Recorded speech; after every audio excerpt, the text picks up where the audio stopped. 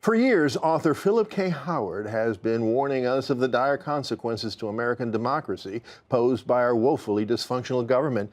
And for years, he has been proposing solutions to bring much-needed reform to our political system.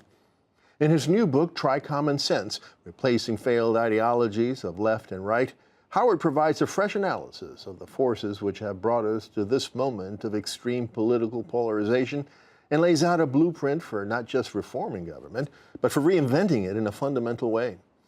Joining us now to talk about those ideas is best-selling author and founder of the nonpartisan coalition Common Good, Philip K. Howard. Philip, welcome back to the program. Nice to be with you. Now, Philip, in most of your previous books, in all of the ones that I've read, you have made the argument that bureaucracies and their attendant rules and regulations have grown so vast that they've taken a life of their own, making governments at all levels dysfunctional. And if that continues, it could be fatal to our democracies. Do I have it right?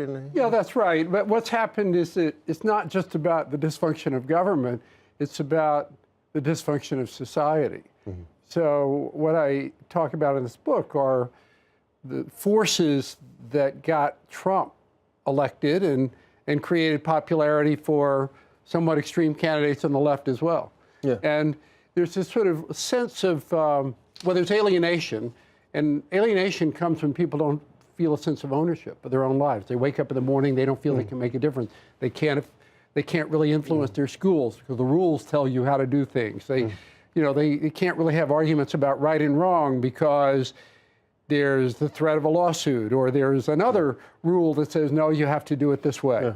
And really every profession, teachers, doctors, HR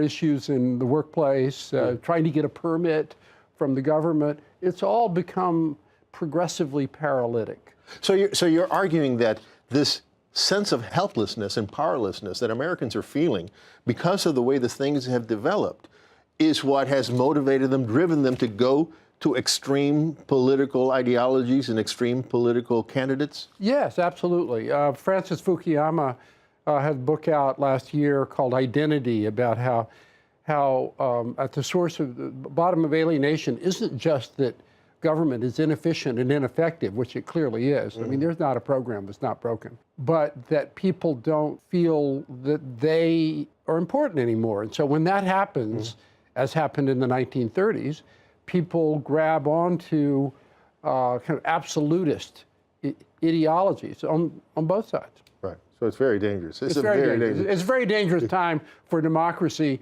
And what I argue in this book is we can't really repair it. So we'll get to that, but give us some more extended and concrete examples. Sure. Of the things that are wrong. Oh yeah, all day long. If you want to start a restaurant in New York City, you have to go get approvals from 11 different agencies. So how's somebody supposed to know what the agencies are and trape around? It would take, you either cost a lot in lawyers' fees, which most small business people don't have the money for, or it'll take 6 months. Well, other countries have one-stop shops where they help you navigate that. That's one little example. In terms of the cost of government and the waste in government, the Second Avenue subway in New York City costs $2.5 billion per mile to tunnel.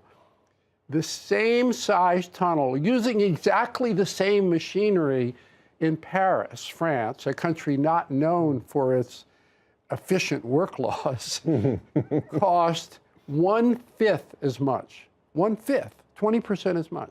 And the reason it costs so much, I mean, there are a number of reasons, but one of the reasons is that the bureaucratic rules and the labor rules and entitlements have grown up, sort of like kudzu over the last 50 years, so that you have 2 or 3 times as many people running the tunnel. You have hours that are really constrained. You have all these requirements, some of which may make sense and many of which don't make sense. But how did it come to this? I mean, how did these bureaucracies and these rules and regulations develop to the way it is? You read your books and sometimes you think, it's an inevitable thing that happens, but there are agents, there are people and interests responsible, right? Sure. And so all of Washington is basically both exist for the status quo. All those 5,000 interest groups, they want to keep things the way they are. There's really, there are armies protecting each rule that somebody's making money off of. And it's true both with corporate tax welfare or whatever, and it's true with labor rules. I mean, there are all these subsidies from the New Deal for farmers. Well, it's been 75 years since a farmer was in danger of starving, yet we still have these subsidies that cost $15 billion a year. So you say this cannot be reformed, and we only have a couple of minutes left. So tell us, in those 2 minutes, what is to be done?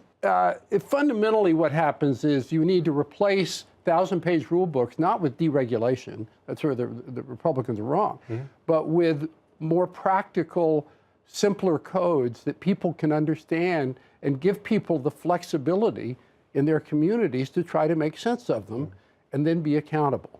That's how law works, how the Constitution works. If you look at any public school that works, it's because people are rolling up their sleeves and doing what they think works best. It's not because they're sitting there with their noses in rule books. So we need to simplify everything to give people back, restore human agency. Let people wake up in the morning and feel important. Quickly, how do we make this happen? Who are the agents that are going to force this on a bureaucracy or an elite that doesn't want to change? Yes, we have to start a new movement or a new party. And I argue in this book why neither party is going to solve this problem. And so I'm talking to some political leaders now, moderates on both sides, about, and by the way, this new movement shouldn't be a laundry list of reforms. It should be fundamental principles like, individual responsibility and accountability, a hierarchy for people to make decisions and to have them, sort of reviewed so that they're not abuses.